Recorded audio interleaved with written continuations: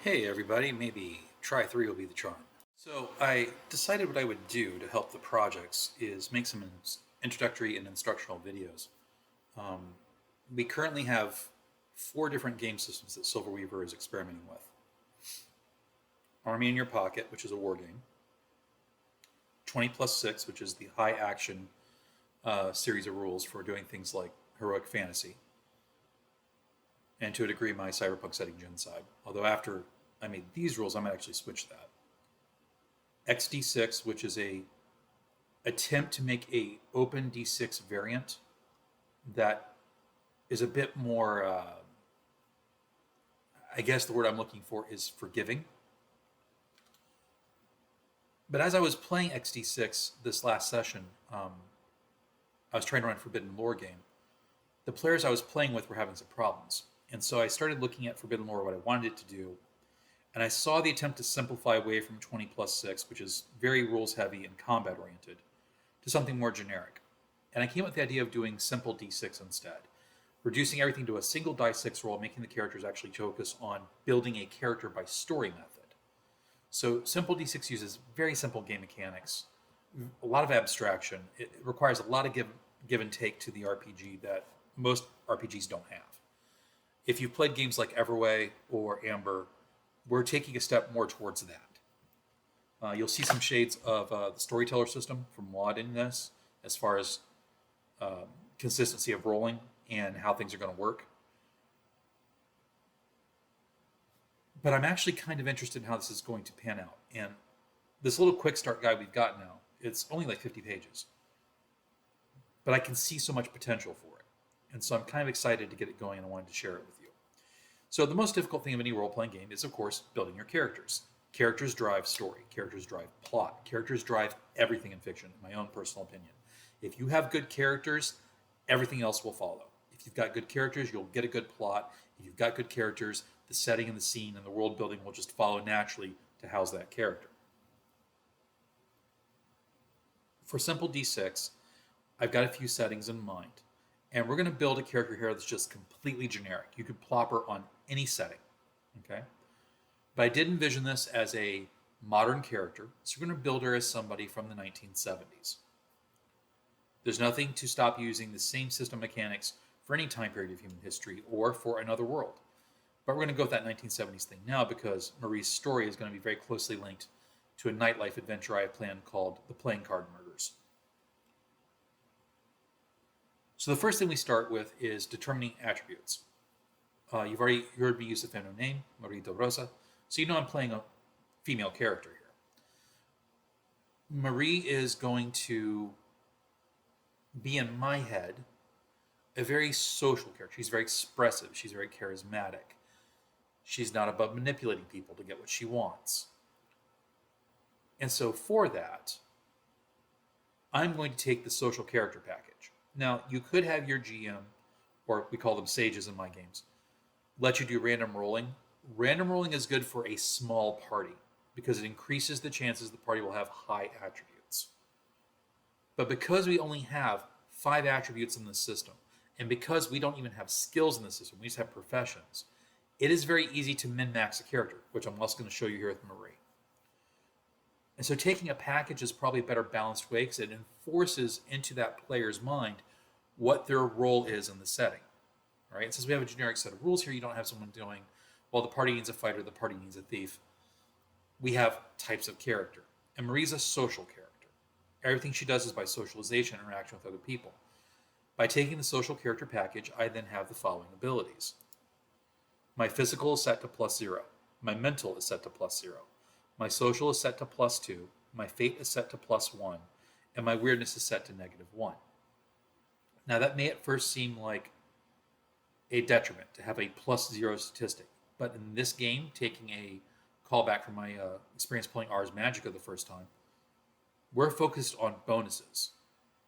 So if you have a +0, that means you're average. So Marie is really only deficient in weirdness. Everything else, she's excelling at. She's got average ratings in her physical abilities, the ability to move her body, interact with the physical world, her intellect, her ability to deduce and make inductive reasoning, and to a degree, intuition is all average ability for a human being. She is exceptional at being a socialite, at socializing with others, being charismatic with them, um, speaking with them, getting them to do what she wants verbally. And she's above average on her fate rating, which means that she's lucky. But you got to be if you want to be a grifter, which is where I see this character going. Now, when you make your character, you get one attribute focus for free. And I decide to give Marie automatically the charismatic attribute focus, which means that her social goes from being +2 to +3 whenever she's trying to persuade somebody or perform. So if she's singing on stage, she gets that extra +1. If she's trying to persuade someone to give her information, she gets that extra +1. She wouldn't get it to intimidate them or anything like that right now. She only's got it to specifically persuade someone, maybe fast talk her way out of her problem, or perform on stage. But we're not done, because you get advantages. Everybody gets one advantage in Simple D6 to start with. And I decide to take the advantage extra focus, which lets me take another attribute focus. And I decide to stack down on that social attribute. I take Sly, which gives me a +1 social test to deceive others or to use disguises. Pretty helpful for a person who's going to be a grifter. But we still have even more things we can do. Everybody takes one disadvantage, and you can take either a -1 or a -2. I decide to take a -2 disadvantage and make Marie poor, which is going to feature into her story a little bit later. This means that if I'm rolling on the abstract wealth system, I'm going to have a hard time buying anything or having anything available. She's the kind of character to always be hurting for cash. But with those attribute points, I now can improve something else, and I decide to improve her fate rating to make her even luckier. This brings her fate up to a +2. Now, we're not quite done here, because, okay, a second as I page backward, when you make your character, you also have these things called professions. We don't have skills in Simple D6 to speed things up. We just have the attribute. My profession, I choose to be manipulator. Manipulator gives Marie a +2 on any social interaction when she's manipulating another person. So if she's interrogating someone, that's a social manipulation. If she's lying to them, that's a social manipulation. If she's trying to flirt or seduce them, that's a social manipulation. If she's trying to get information out of them, that's a social manipulation. If she's trying to convince them or persuade them, that's a social manipulation. So as you can see right now, with that +2 from her profession, her +2 social, giving her now a total of +4, most of the time Marie has a +4 to manipulate other people or be social. And there's a lot of situations where she actually has a +5 because of her charismatic and her Sly disadvantage. Now, on the difficulty table for Simple D6, the target numbers only go up to 10. So there is a very real chance, a 1 in 3 chance when Marie rolls a D6, that she can perform a "did you see that crap" level of difficulty. Since this is what Marie is specializing in, it may seem like I'm min-maxing the character here, but this is all that she does.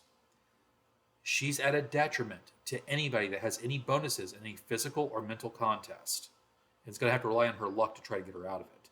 And she's at a severe detriment on anything weird. But we've got more. The setting she's going into has a few secondary attributes. Now, Marie actually doesn't have access to any of those secondary attributes, such as PowerPoints or Chutzpah or Moxie. She is being built right now as a normal human being. So all she has access to, which is the universal secondary attribute, is health. The setting she goes into will set her health. It's set at 15 plus physical bonus. Well, she doesn't have any physical bonuses, so she's just at 15. Now, to give you an idea of how much health that is, most weapons in the game system are rated between a D3 to 2D6. So there's a very real chance that if Marie gets into a fight, she can only take 1, maybe 2 hits before she's severely wounded. And that's very realistic, which is the setting that she's going into. Other settings would have more health starting for your base and are increased accordingly. What you have just read, what I've just gone through, is the entirety of the game mechanics for this character. Yeah, you heard me. That's it. Pretty simple, man. But that's not really what the character is. Everything we have just cited is nothing more than game stats. It's numbers, it's game rules. It's not really a living, breathing creation. It's not role playing. And this is where I feel the strength of the simple D6 system is going to come out. Characters in this game are built more like characters in literature. You need a story for them. And I'm going to, right now, just talk out Marie's story. You're going to see it typed out on the side, but I did that after I talked it out. Keep in mind the game is set during the 1970s, so Marie's early childhood is going to be before that. I see Marie as being somewhere in her 23rd to 25th year of life. All right, so the game being set in 74, that means Marie was probably born in 59. Do I have that right? This sounds right. Yeah. Born in France, Marie's parents were World War II veterans. I see her father and her mother as being resistance fighters during the war. It's probably where they met, where they fell in love, and where they got the raw determination to succeed and save France. But if you know anything about World War II history, particularly with what happened with the French resistance, it's not pretty. And from a combination of what they saw and how the government bungled the Marshall Plan and other things afterward, her parents became very disillusioned very quickly. They became, I would say, intense anti-war activists and very anti-government. I'm seeing like farming anarchists here. And because of that, they ended up having to move out to the countryside because former friends and people they fought with during the war just wanted to have nothing to do with them. And so her parents basically felt abandoned and felt like their family was all they had. They take up farming with what little money they have out in the countryside, and Marie lives her life in this halcyon days kind of idyllic conditions, playing with the other countryside children, being experienced to domestic farm life, domestic animals, maybe long walks in the forest. She grows up like a nature child, right? But unfortunately, that freedom and that joy gets cut a little short because in Marie's 13th year, her father gets very sick. And he becomes so ill he can no longer work the farm. And by the time she's 14, they are so in debt, he has two choices: sell the farm or let it be repossessed. He decides to take the former option, taking his family on the road. He's got some handyman skills. He thinks that I can probably work out enough to be a tinker until Marie goes to university, and then me and the wife will figure something out. Maybe someone will forgive us, maybe the family. He's doing his best to punt the problem down the road. But the work and the travel makes his already severity of illness even worse. And many times he simply can't work. And so his wife takes special jobs, if you catch my meaning, to pay the bills. And her now about to be 15-year-old daughter gets to see that. Gets to see her father, who she's very close to, fading away, gets to see her mother betraying him, and her father just being very emasculated by it because he has no other option to keep the family together. I imagine there's probably many conversations between Marie and her father where he talks about how family is everything and that's all you can rely on. And I can see him at his deathbed giving her his rosary. I can see him being a very devout Catholic. And poor Marie, trapped in this situation, gets to witness this. Here she learns a valuable lesson about human nature. No matter how much people love one another, no matter what reasons they should have to unify, apply enough stress and people become capable of anything, as well as turning on one another. She watches as her father and her mother have several vocal and vicious fights about what they're having to do to survive. And maybe it's a combination of him feeling like he's failed as a man because of his sickness, and her feeling guilty as well as resentful that he's put them in this situation, which how her mother would probably view it. That she has to basically pimp herself out for the family to survive. The fights get particularly vehement. But since this is a French Catholic family, they can't divorce. And Marie gets to watch this misery just spiral everyone down. I imagine that watching these fights, she comes to blame her mother. And I imagine that because her mother also being female, Marie feels more of let's call it a warning that could become me. And Marie probably puts in her mind a thing of, well, I'll never pimp myself out. I'll never whore myself out, no matter how bad it gets. And she begins to cling to her father figure. She becomes very close to him. But sadly, he dies. Probably around about her 17th year.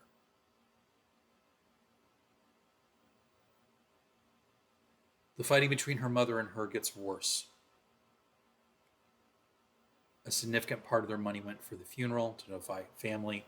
None of the family wants to help them or even attend the funeral.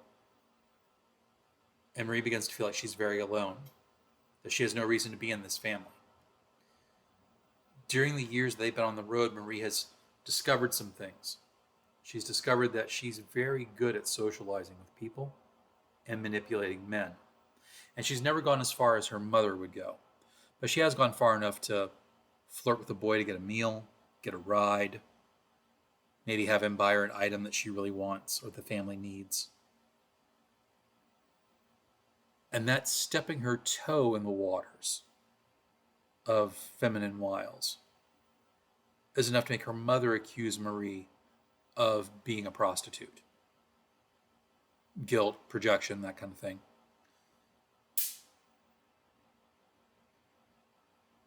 This doesn't sit well with Marie, who then decides to also supplement the income for the family, at least for herself, by some petty theft and pickpocketing.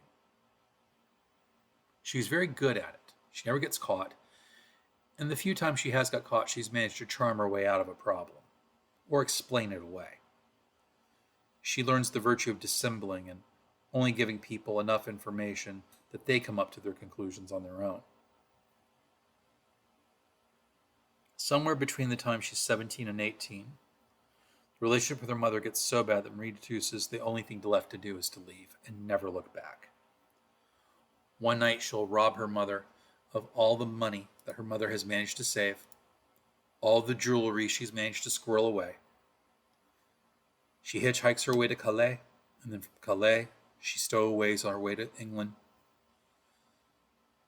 She hangs around London for a while in the alternative clubs that are there. And then a bit of luck comes Marie's way. She meets an American soldier. And they fall in love. And it is earnestly love, if a bit selfishly motivated on Marie's part, because here's a way out of this terrible situation. But she's also yearning for someone to belong to. The marriage is successful. They love each other well enough. They get along well. They're amiable. When his tour of duty is over, he moves back to San Francisco with her, his hometown. By the time he's been away, San Francisco has changed. It's become the hubbub of the countercultural revolution back during the 60s. In the 70s, it's become kind of, well, the start of the cesspool that we're used to thinking of San Francisco being now. It doesn't help they live in Haight-Ashbury. It doesn't help that Marie and he have already experimented with hash, marijuana, little LSD. But when they get to Haight-Ashbury in San Francisco, he starts chasing the dragon, heroin.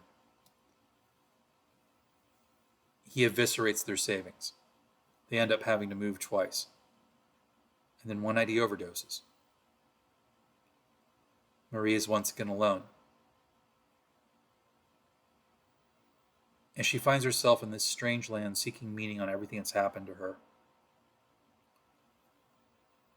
She doesn't feel that the structures that she's been given have provided her adequate guidance. nor that they completely comfort. She'll find herself still praying occasionally, but it doesn't do what it once did. And her spiritual experience of the Catholicism she was given is hollow. She still respects the saints, she still thinks there's a God, she still thinks there's something there in Christianity, but she begins to feel there's a flaw. Rather than project it to herself, she projects it to the way she was raised and the institution she's been given. She begins entertaining what we would today call New Age beliefs: meditation, yoga, self examination, that kind of thing. And because this is the 70s and there is still a little bit of a stigma against a working woman, Marie finds herself in a desperate situation where she doesn't really have a marketable skill. She gets by doing the occasional singing lounge act,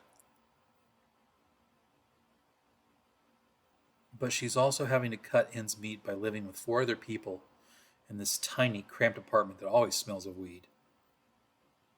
Theirs, not hers. She can't afford it. And she's getting by on petty theft. And because of everything that's happened to her and how she just feels betrayed and alone, she's become what in the alignment scale in the game we would call a bastard.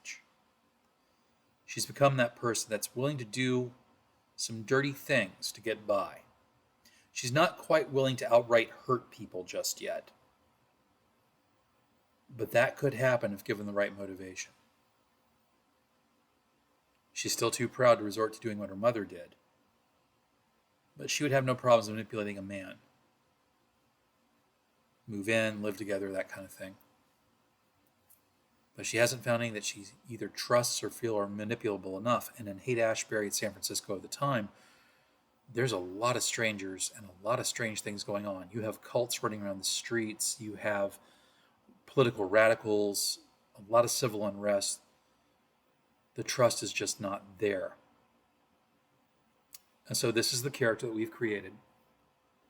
Lots of trust issues, a need to belong, fear of others, a deep-seated fear of others. It means that she has to have control. She has to manipulate.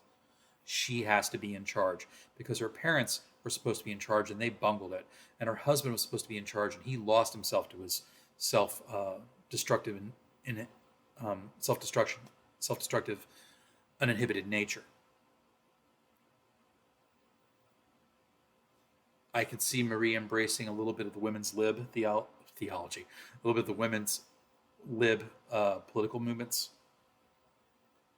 But ultimately, she just feels alone and desperate. And that's our character. Marie has long brown hair, deep brown pools for eyes, angular, almost model-esque features. Her voice is very sibilant, which when she sings is quite noticeable, and she is possessed not of a grace when she dances, but of a raw sensuality that people can feel. Think of Ellen Barkin's depiction of her character in The Big Easy.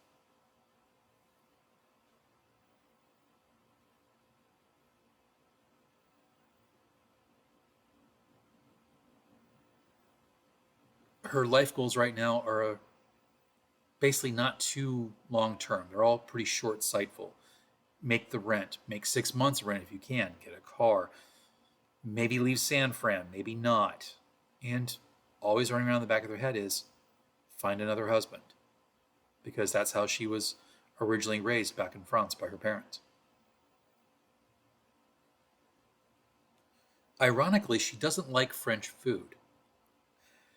Nor does she like French music, such as French jazz. And when people come up and try to speak French with her, she rolls her eyes because 1, it's never quite right, and 2, it's usually heavily accented, and 3, the ones who do have it right aren't really speaking French in the United States at the time period. They're probably speaking Creole.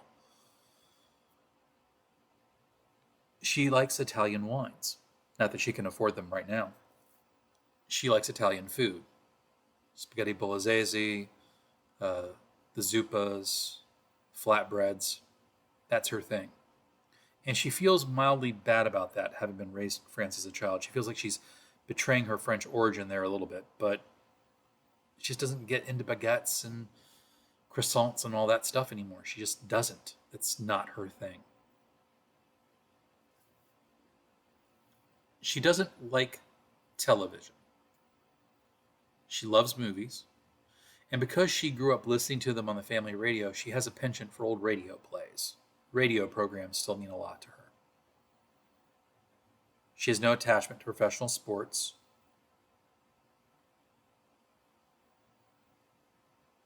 She would like theater.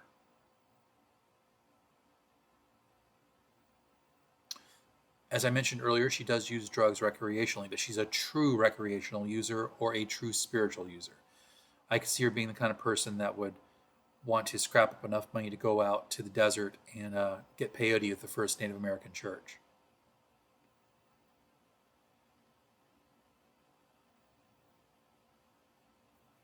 Her view of the law is that the law is always just simply codified oppression by people who have more power and more money.